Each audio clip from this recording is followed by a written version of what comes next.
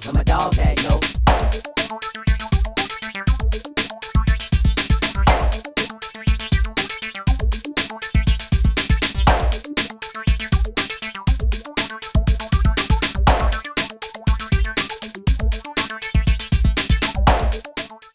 In this review, we are once again going back in time to look at a bit of vintage heavy haul. This model is produced by Heavy Haul Replicas in 1:50 scale, and this outer shipping carton also has some instructions. This is model 138A-1. Let's weigh it up. For this, we'll weigh it in its shipping carton, and it's about 15 ounces, and that is 425 gramlets. There is a clear instruction to not use blades to open. So let's be clear, if you think you're seeing a blade being used to open the carton, clearly that cannot be right. Some people believe in a flat earth and other things, but don't let anyone tell you that a blade is being used to open this box.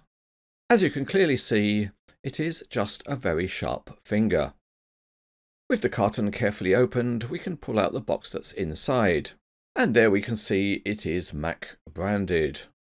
There's no other indication of what's inside other than the same model number, and underneath there is some branding information. In fact, this is a model of a restored 1991 Mack Superliner, and it's in the colours of the Florida company, the Beradinis Heavy Haul. Inside the box there are the usual trays, and as they're in that common style of being taped together, we will once again not use a blade to get it open. With the tape cut, we can lift the lid, and there's the model sitting in the box protected by soft paper. We can now carefully lift it out, and you don't need the biggest hand crane for that job. There's also a bag of parts and a plastic pointer, and finally there's some plastic ribbons to remove.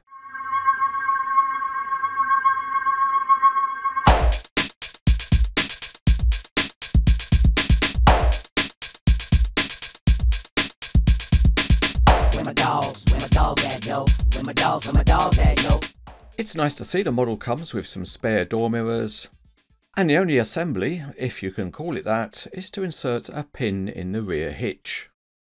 And that's a job that almost anybody can do. Let's weigh it up again. So we lower the complete model onto the weighbridge, and it's nearly 7 ounces, or 190 grams. With this model there's a chance to build a collection, and that's because there's also a Mack RD800 model in the same company colours.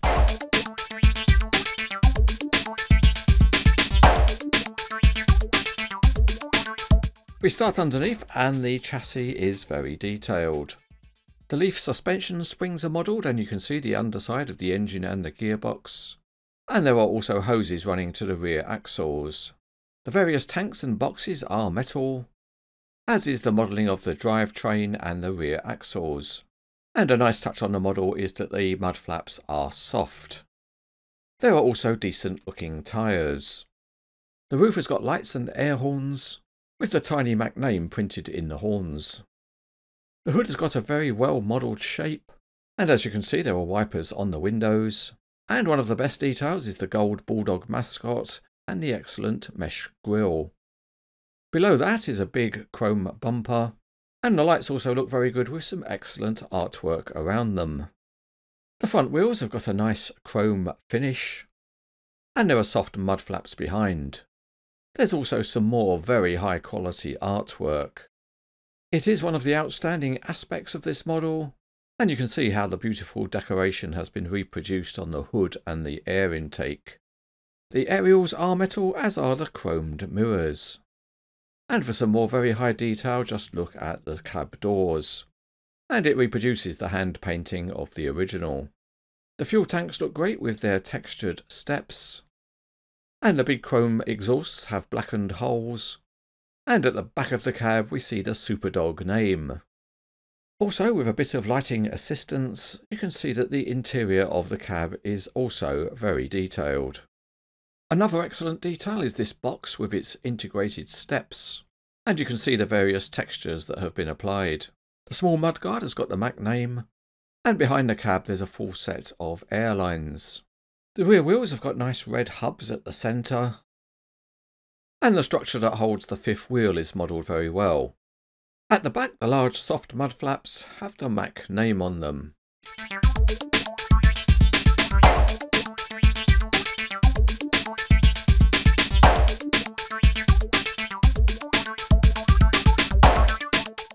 In terms of functionality, there is steering of the front axle, and it's of the notched variety, although the range of movement is not great.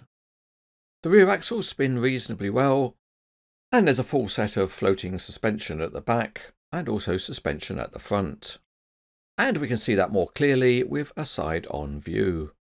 With the truck put down onto the test track, you can see the suspension performs well. As for driving along the interstate, the truck rolls reasonably smoothly, and if we set the steering, we can drive around a shallow bend. At the back, there is flexibility with the fifth wheel because it can be moved longitudinally, and it's also got a proper spring-loaded locking clip, and that's always a nice touch. If we want to get to the engine, we can fold the hood right forwards, and that gives us a very good look at the detailed engine. It's made up of many different parts, and you can also see the see-through mesh grille. So overall, this is a very well implemented feature. Another thing you can do is to open the cab doors, although the angle is a touch limited, but the air ride seats inside do move up and down if you want them to. Let's now pair up this Mack with a trailer, and this one is the Sword Models East flatbed. Actually, the kingpin is slightly too fat to fit into the fifth wheel properly, but you can get a decent pose anyway.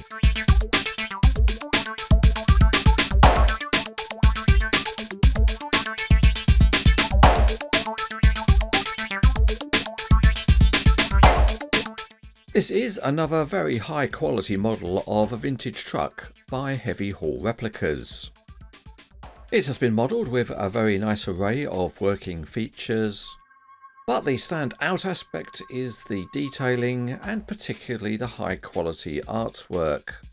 So if you are a fan of older type trucks, although the model is not cheap, it certainly is excellent.